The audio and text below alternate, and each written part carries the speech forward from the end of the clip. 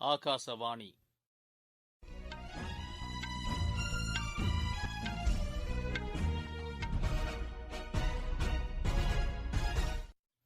செய்திகள் வாசிப்பவர் தைரியராஜ். தலைப்புச் செய்திகள். மருத்துவ ஆக்ஸிஜன் தேவையை நிறைவு செய்வதற்காக அதற்கான ஆலைகளை விரைவில் அமைக்க வேண்டுமென்று பிரதமர் திரு நரேந்திர மோடி அதிகாரிகளுக்கு அறிவுறுத்தியுள்ளார். ஆப்கானிஸ்தான் வளர்ச்சிக்காக இந்தியாவும் ரஷ்யாவும் இணைந்து செயல்பட வேண்டுமென்று வெளியுறவு அமைச்சர் டாக்டர் எஸ். ஜெய்சங்கர் தெரிவித்துள்ளார்.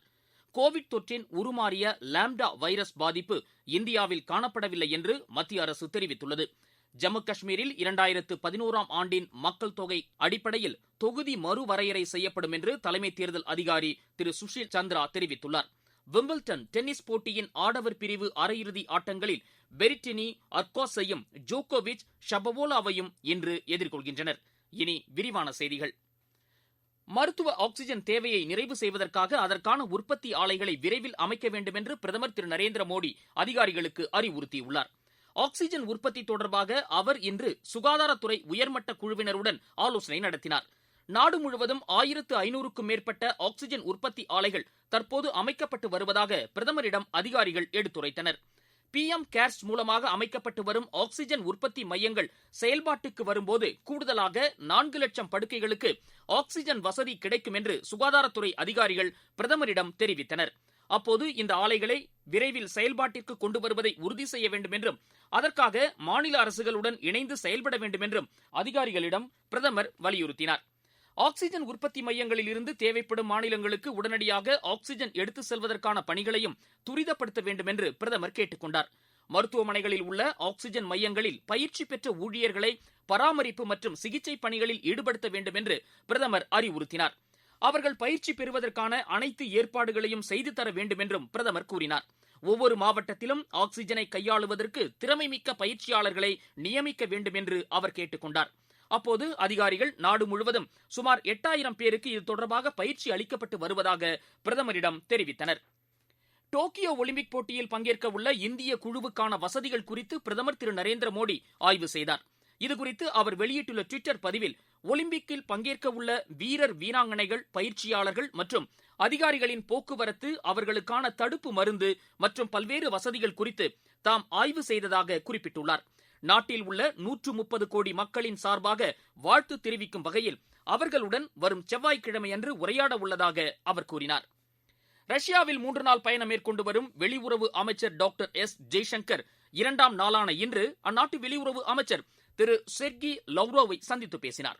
அப்போது பேசிய அவர், போரினால் பாதிக்கப்பட்டுள்ள ஆப்கானிஸ்தான் நாட்டின் பொருளாதார, சமூக மற்றும் ஜனநாயக வளர்ச்சியை உறுதி செய்ய இந்தியாவும் ரஷ்யாவும் இணைந்து செயல்பட வேண்டும் என்று கூறினார். பின்னர் இரு தலைவர்களும் கூட்டாக செய்தியாளர்களை சந்தித்தனர். பிராந்திய அளவில் ஆப்கானிஸ்தானின் சூழ்நிலை நமது கவனத்தை ஈர்த்துள்ளதாகவும் அந்நாட்டில் வன்முறை நீங்குவதற்கான நடவடிக்கைகள் தொடரும் என்று இந்தியாவும் ரஷ்யாவும் நம்புவதாக அமைச்சர் ஜெய்சங்கர் தெரிவித்தார். ஆப்கானிஸ்தானில் இருந்து அமெரிக்கா தமது படைகளை விலக்கிக் கொண்டு வரும் நிலையில் வன்முறை அதிகரித்து வருவது குறிப்பிடத்தக்கது.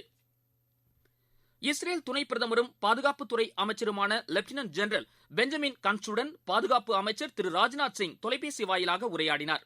அப்போது புதிதாக பதவியேற்றுக் கொண்ட இஸ்ரேல் துணை பிரதமருக்கு அவர் வாழ்த்து தெரிவித்தார். கோவிட் தொற்று பாதிப்பின் போது இந்தியாவிற்கு இஸ்ரேல் அளித்த உதவிக்காக திரு ராஜ்நாத் சிங் நன்றி தெரிவித்துக் கொண்டார். இதுகுறித்து அவர் வெளியிட்டுள்ள ட்விட்டர் பதிவில், பாதுகாப்புத் துறையில் இஸ்ரேல் நாட்டுடன் தாம் இணைந்து செயல்பட விரும்புவதாக குறிப்பிட்டுள்ளார். இந்தியா, இத்தாலி இடையே பொருளாதாரம் மற்றும் பரஸ்பர ஒத்துழைப்புகளை வலுப்படுத்த இரு நாடுகளும் ஒப்புக்கொண்டுள்ளன. பொருளாதார ஒத்துழைப்புக்கான இரு நாடுகளின் கூட்டுக்குழு கூட்டம் இன்று காணொலி காட்சி வாயிலாக நடைபெற்றது. இக்கூட்டத்தில் மத்திய வர்த்தக அமைச்சர் திரு பியூஷ் கோயல், இத்தாலி வெளியுறவு அமைச்சர் திரு லூயிகி டி மாயோ ஆகியோர் பங்கேற்று உரையாற்றினார்கள்.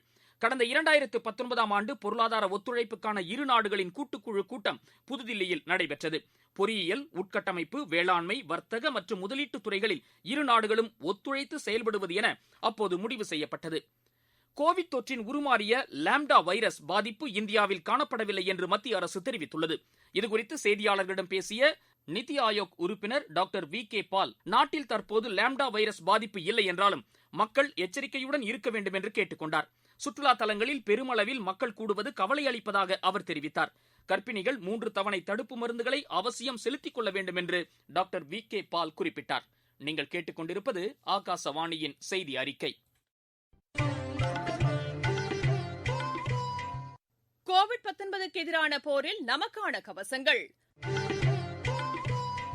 முகக்கவசம் அணிவோம், தனிநபர் இடைவெளியை கடைபிடிப்போம், கை மற்றும் முக சுத்தம் பராமரிப்போம், தடுப்பு மருந்தை தயங்காமல் செலுத்திக் கொள்வோம். நோய் தொற்று குறித்த தகவல்களை 104 மற்றும் 0429510500 என்ற தொலைபேசி எண்களை தொடர்பு கொண்டு அறிந்து கொள்வோம்.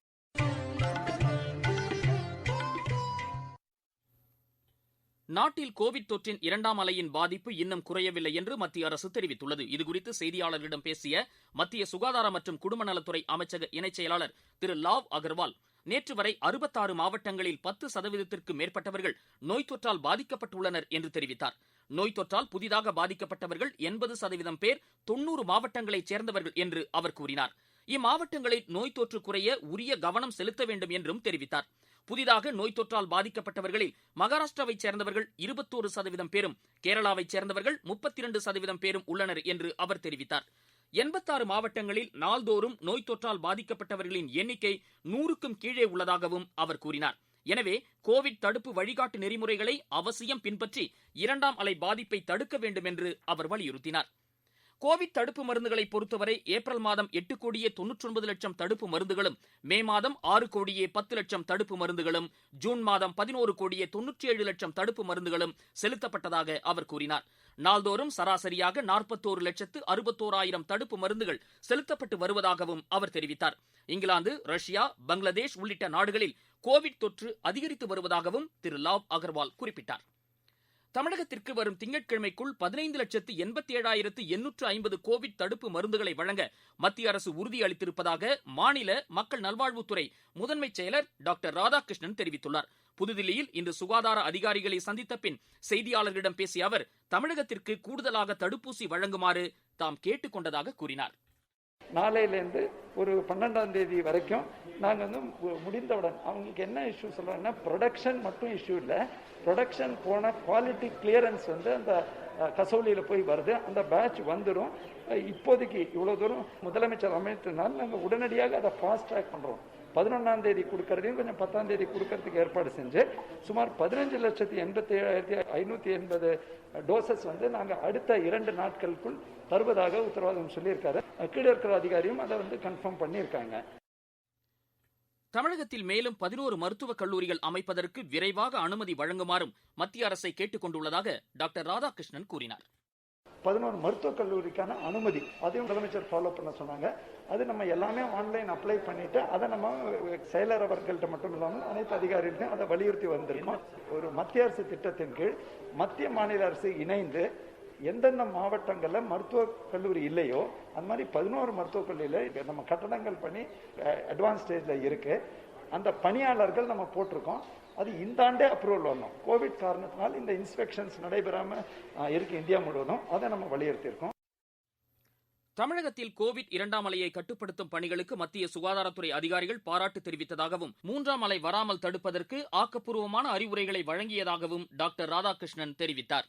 ஜம்மு காஷ்மீரில் 2011ஆம் ஆண்டின் மக்கள் தொகையின் அடிப்படையில் தொகுதி மறுவரையறை செய்யப்படும் என்று தலைமை தேர்தல் அதிகாரி திரு சுஷில் சந்திரா தெரிவித்துள்ளார். இதுகுறித்து செய்தியாளர்களிடம் பேசிய அவர், பல்வேறு கட்சிகளின் கோரிக்கைகள் மற்றும் பரிந்துரைகளின் அடிப்படையில் தொகுதி மறுவரையறை தொடர்பாக இறுதி முடிவு எடுக்கப்படும் என்று கூறினார். ஜம்மு காஷ்மீரில் தொகுதி மறுவரையறை குழு 1981ஆம் ஆண்டு ஏற்படுத்தப்பட்டதாகவும், அக்குழு தமது பரிந்துரைகளை 1995ஆம் ஆண்டு சமர்ப்பித்ததாகவும் அவர் தெரிவித்தார். விம்பிள்டன் டென்னிஸ் போட்டியின் ஆடவர் பிரிவில் முதலாவது அரையிறுதி ஆட்டம் இத்தாலி வீரர் பெரிட்டினி, போலந்து வீரர் அர்காஸ் இடையே தற்போது நடைபெற்று வருகிறது. 2வது அரையிறுதி ஆட்டத்தில் செர்பிய வீரர் ஜோகோவிச் கனடா வீரர் ஷபவோலோவை இன்று எதிர்கொள்கிறார். மகளிர் பிரிவில் நாளை நடைபெறவுள்ள இறுதிப் போட்டியில் ஆஸ்திரேலியாவின் ஆஷ்லி பார்ட்டே செக் குடியரசின் கரோலினா பிளிஸ்கோவாவை எதிர்கொள்கிறார். மீண்டும் தலைப்புச் செய்திகள். மருத்துவ ஆக்ஸிஜன் தேவையை நிறைவு செய்வதற்காக அதற்கான ஆலைகளை விரைவில் அமைக்க வேண்டும் என்று பிரதமர் திரு நரேந்திர மோடி அதிகாரிகளுக்கு அறிவுறுத்தியுள்ளார்.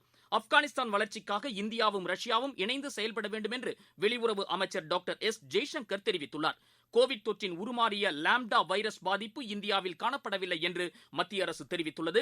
ஜம்மு காஷ்மீரில் 2011ஆம் ஆண்டின் மக்கள் தொகையின் அடிப்படையில் தொகுதி மறுவரையறை செய்யப்படும் என்று தலைமை தேர்தல் அதிகாரி திரு சுஷில் சந்திரா தெரிவித்துள்ளார். விம்பிள்டன் டென்னிஸ் போட்டியின் ஆடவர் பிரிவு அரையிறுதி ஆட்டங்களில் பெரிட்டினி அர்காஸையும் ஜோகோவிச் ஷபவோலோவையும் இன்று எதிர்கொள்கின்றனர். இத்துடன் இந்த செய்தி அறிக்கை நிறைவு பெற்றது.